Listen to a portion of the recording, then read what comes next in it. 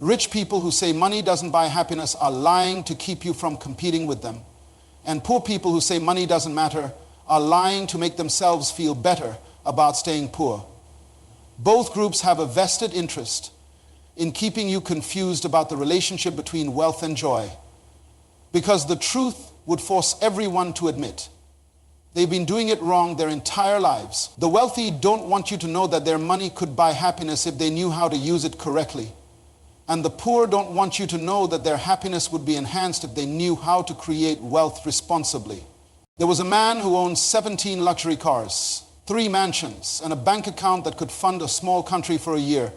His funeral was attended by hundreds of people. Yet as I stood there watching his golden casket being lowered into the ground, I noticed something that shook me to my core.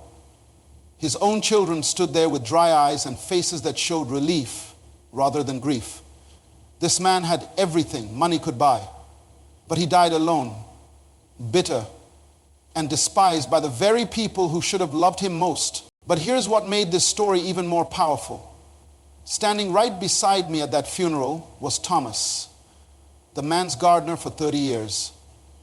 Tears streamed down Thomas's weathered face, not because he would miss his employer, but because he was thinking about his own family waiting at home.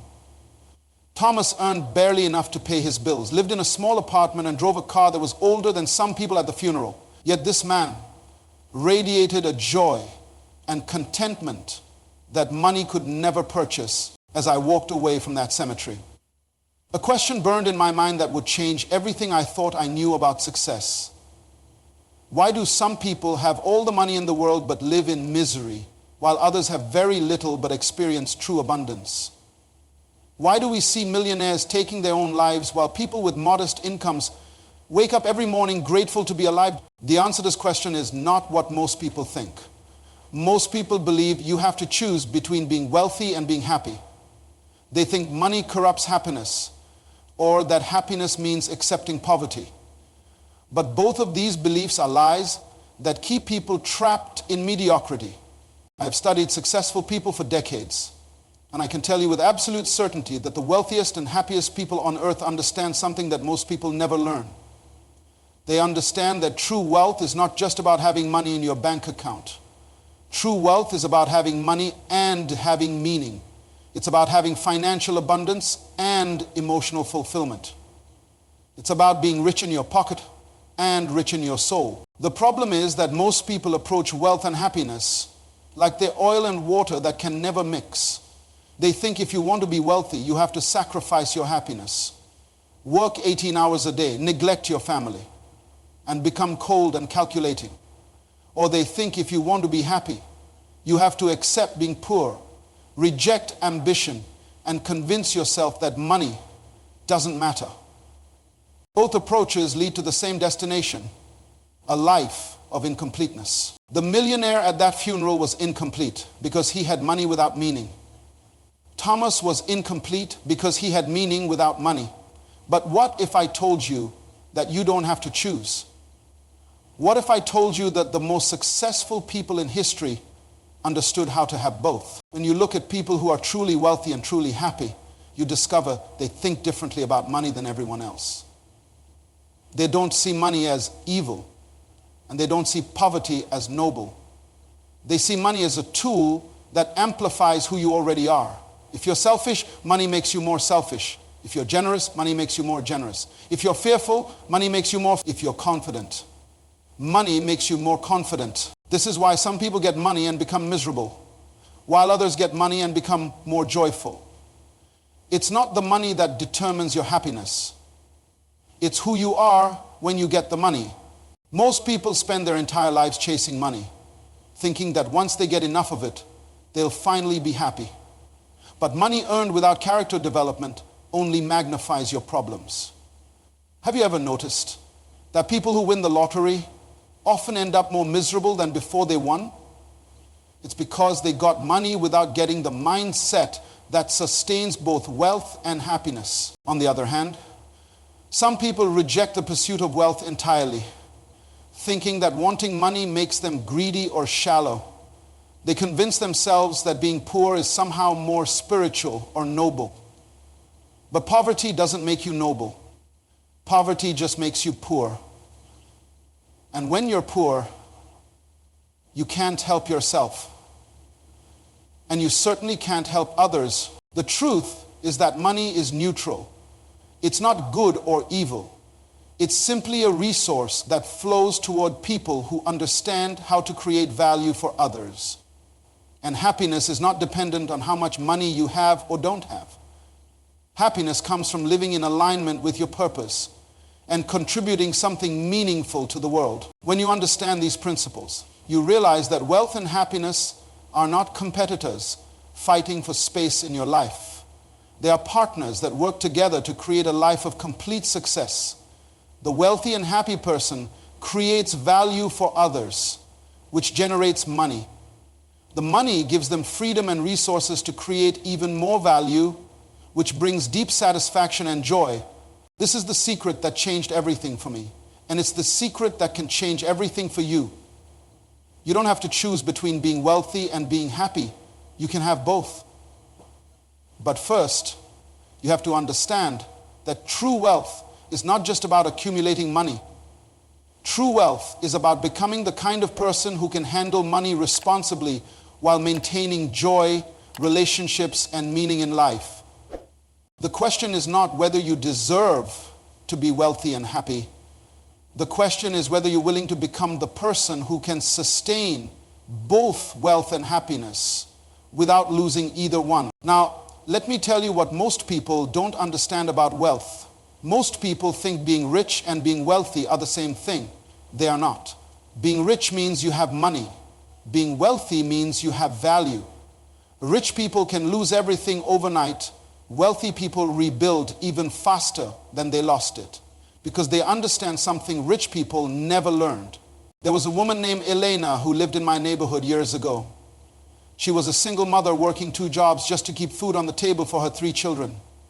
Every morning at 5, she would leave her small apartment to clean office buildings downtown.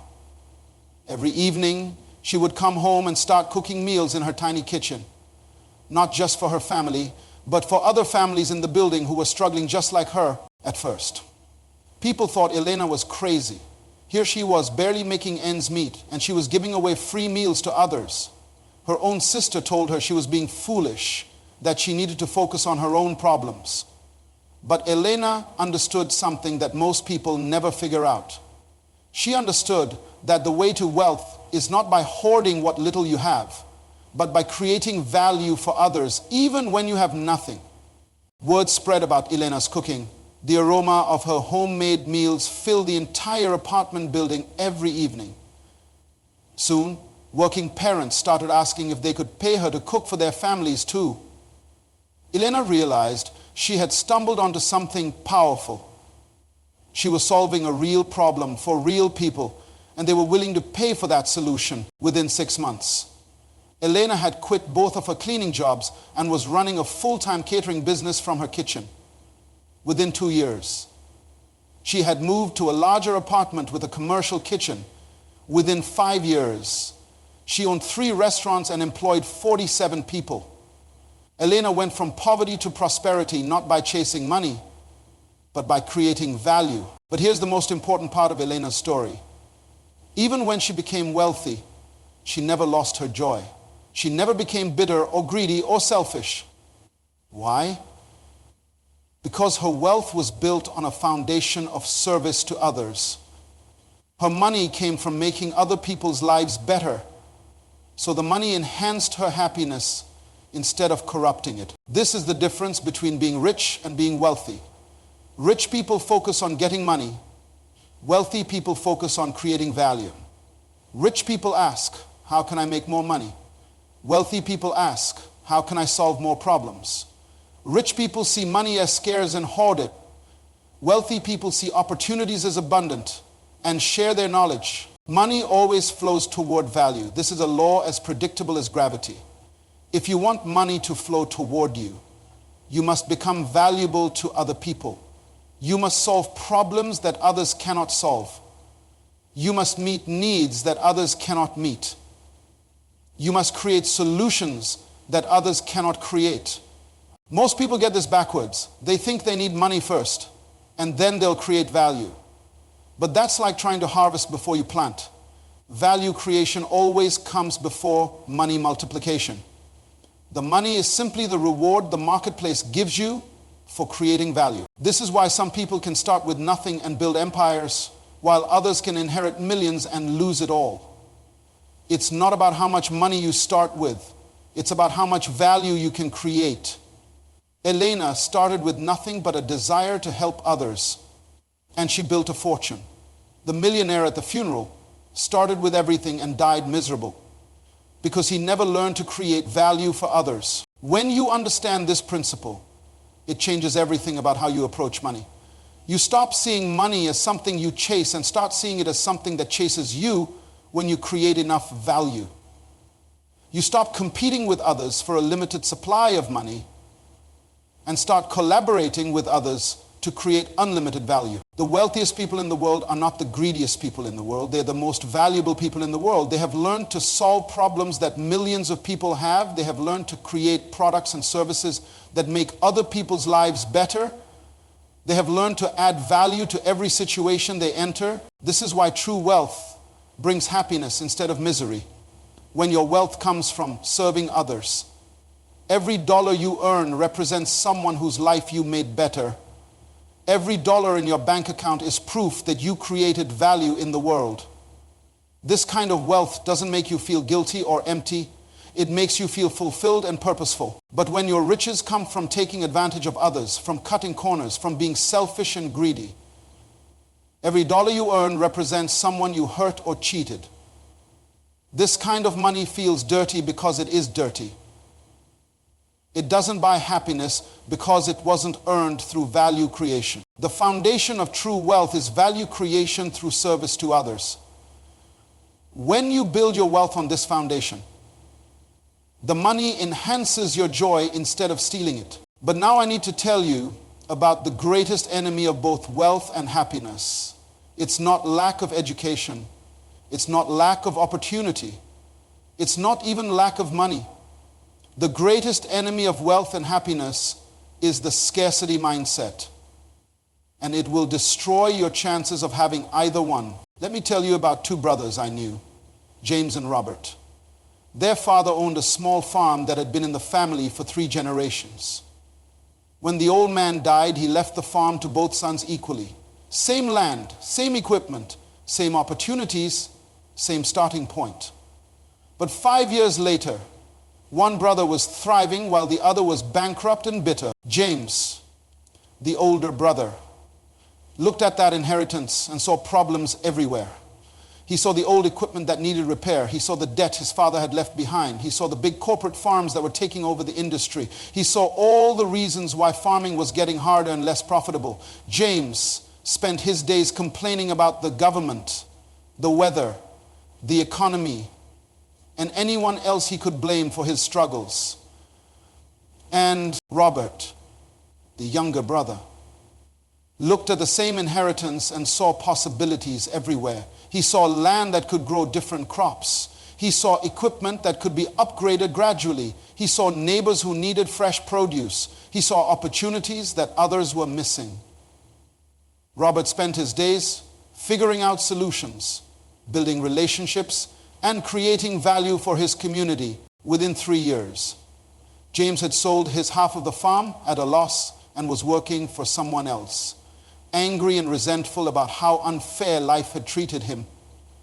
Within those same 3 years, Robert had expanded his operation, started a farmer's market business, and was teaching other young farmers how to succeed. Same starting point, completely different outcomes. What made the difference? Their relationship with scarcity and abundance. James had a scarcity mindset. He believed there wasn't enough to go around, so he had to fight and compete and protect what little he had.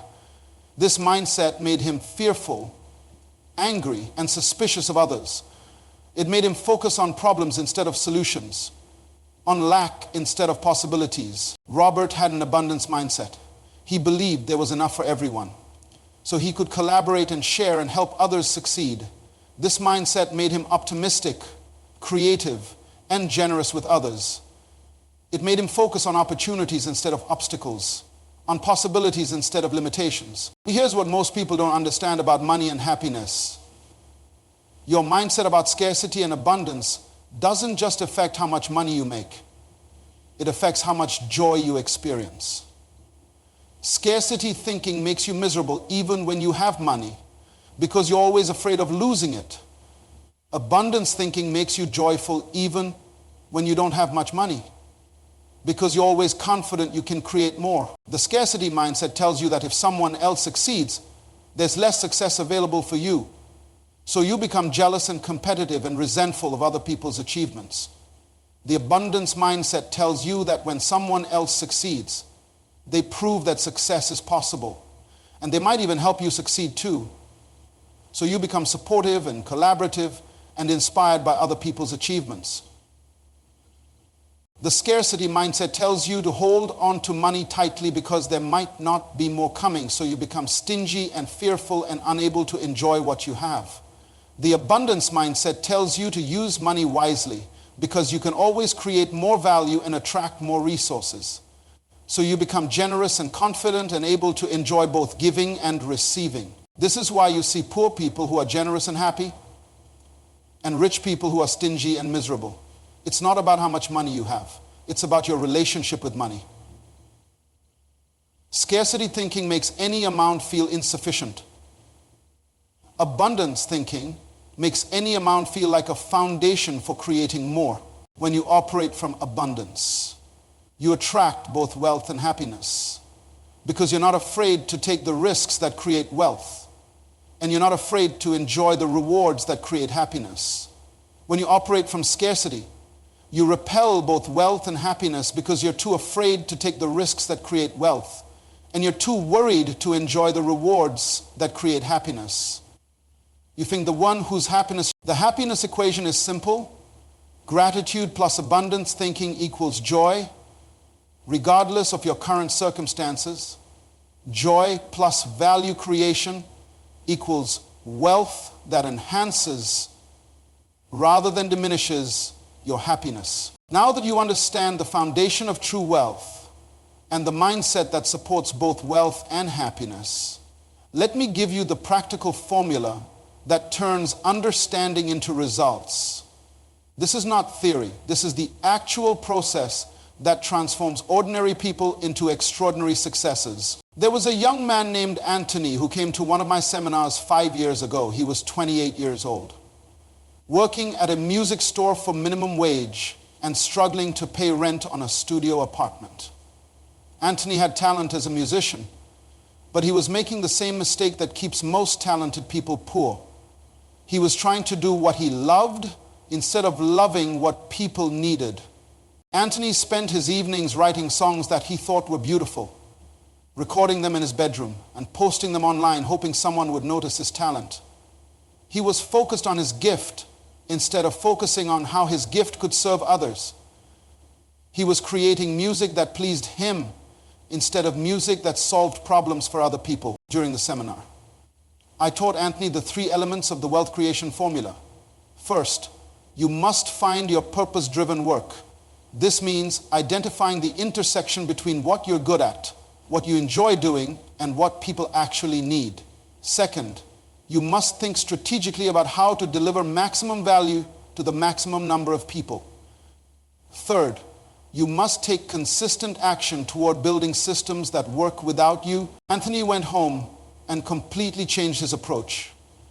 Instead of writing songs he liked, he started studying what kinds of music helped people feel better during difficult times. Instead of trying to become a famous performer, he started creating background music for small businesses, meditation tracks for stressed professionals, and custom songs for special occasions like weddings and anniversaries. Within 6 months, Anthony had quit his job at the music store and was earning more money than he'd ever made in his life. But more importantly, he was happier than he'd ever been because his music was actually helping people solve real problems. He wasn't just making money, he was making meaning. Within 2 years, Anthony had built a team of other musicians who worked with him to serve clients all over the country. He had created systems that generated income even when he wasn't personally working. He had built a business instead of just having a job. Anthony transformed from a struggling musician into a successful entrepreneur by applying the wealth creation formula. The first element is purpose-driven work. Most people choose careers based on what they think will make them money or what they think will make them happy. Both approaches fail. Wealthy and happy people choose work that aligns their natural abilities with genuine market needs. They don't just do what they love doing what serves others. The second element is strategic thinking. Most people work hard, but don't work smart. They focus on activities instead of results, on being busy instead of being effective. Wealthy people think in terms of systems and leverage.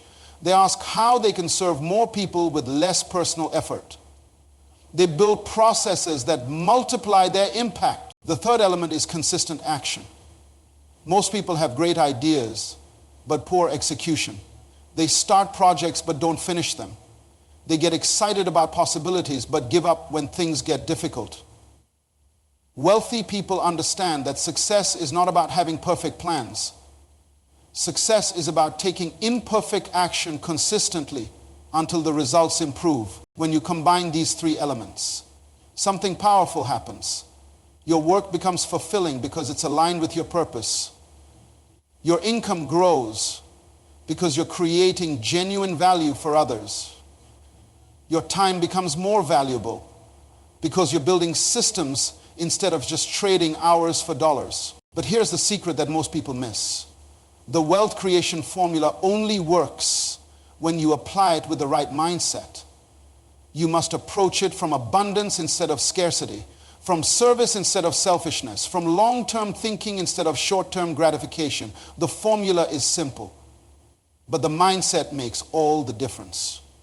Let me end with a story that will show you exactly what happens when everything I've taught you comes together in one person's life, and how that transformation can spread to change an entire community.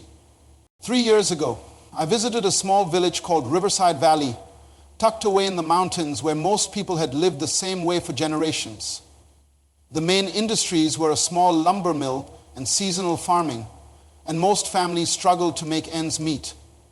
Young people were leaving as soon as they graduated high school because they saw no future there. The older residents had resigned themselves to just getting by, year after year. But there was one woman in that village who was different. Her name was Grace, and she was 53 years old when I met her. Grace had worked at the local diner for 15 years, serving coffee and homemade pie to the same customers every day like everyone else in town. She was barely making enough money to cover her bills. But unlike everyone else, Grace wasn't bitter or resigned about her situation. Grace had been listening to teachings about wealth and happiness, and she decided to apply what she was learning right where she was. She started by changing her relationship with money. Instead of seeing it as scarce and hard to get, she started seeing it as abundant and available to anyone who created enough value for others. Grace noticed that people in her village were driving 40 minutes to the nearest city every time they needed basic services like haircuts, car repairs, or even decent groceries. She realized that her community was full of unmet needs, and those unmet needs represented opportunities for anyone willing to serve. But Grace also understood that she couldn't transform her life by herself. True wealth comes from lifting others up, not just climbing up alone. So Grace started talking to other people in the village about the opportunities she was seeing. She shared what she was learning about creating value and building wealth through service to others at first. Most people thought Grace was being unrealistic. They told her that their little village could never support new businesses, that people didn't have money to spend, that she should stop dreaming and accept reality. But Grace had learned the difference between facts and truth. The fact was that people in their village were struggling financially. The truth was that they were struggling because they weren't creating solutions for each other. Grace started small. She convinced the diner owner to let her expand the menu to include healthy options that people were driving to the city to find. She partnered with local farmers to source fresh ingredients. Within 3 months, the diner's revenue had increased by 40%, and Grace was earning twice what she had made before. But Grace didn't stop there. She used her influence to encourage others to start seeing opportunities instead of obstacles. She helped Tom, who had always been handy with cars, start an automotive repair service in his garage. She encouraged Lisa, who was a talented seamstress, to start offering alterations and custom clothing. She convinced the pastor to let people use the church basement for a weekly farmers market where local growers could sell directly to their neighbors. As these small businesses began to succeed, something remarkable started happening in Riverside Valley. Money that used to leave the community every week to pay for services in the city started circulating within the village. People who had been unemployed started finding work with the new local businesses. Young people who had planned to leave after graduation started seeing reasons to stay. But the most important change wasn't economic. It was psychological. People started believing that improvement was possible. They started looking for ways to help each other instead of just surviving on their own. They started acting like an abundant community instead of a scarce one. Within 18 months, Riverside Valley had transformed from a dying village into a thriving community. Property values increased, new families moved in, the school enrollment grew for the first time in 20 years. But here's the most powerful part of the story. Grace didn't become wealthy by taking money away from others. She became wealthy by showing others how to create wealth for themselves today. Grace owns 3 successful businesses in Riverside Valley. She employs 17 people from her community. She has financial security she never dreamed possible. But when you talk to Grace, she doesn't talk about her money. She talks about the joy she feels knowing that her success has created opportunities for others to succeed too. This is what it looks like when someone truly understands how to be both wealthy and happy. Grace's wealth doesn't compete with her happiness. Her wealth enhances her happiness because it came from serving others. Her happiness doesn't diminish her wealth. Her happiness attracts more wealth because people love doing business with someone who genuinely cares about their wealthy. Grace discovered that true wealth is not about accumulating resources for yourself. True wealth is about becoming a resource for others. When you become valuable to other people, money flows toward you naturally. When money flows toward you through service, it brings joy instead of guilt. The principles that transform Grace's life and her entire community are not complicated. Create value for others, think abundantly instead of scarcely, take consistent action toward building something bigger than yourself, use your success to lift others up instead of just climbing higher alone. But here's what I need you to understand. These principles only work if you work them. Knowledge without application is worthless. Understanding without action changes nothing. You can know everything I've taught you today and still remain exactly where you are if you don't decide to become a different person. The question is not whether you can be wealthy and happy. The question is whether you will choose to become the kind of person who creates wealth through service and finds happiness through contribution. The choice is yours, but the choice must be made. You cannot drift into the life you want. You must decide to create it somewhere in your community. There are people who need what you have to offer. Somewhere in your sphere of influence, there are problems that your unique gifts can solve. Somewhere in your world, there is a grace waiting to emerge, ready to transform not just your own life, but the lives of everyone around you. The only question remaining is this: will you be that person? Will you choose to become wealthy and happy by making others wealthy and happy? The time for excuses is over.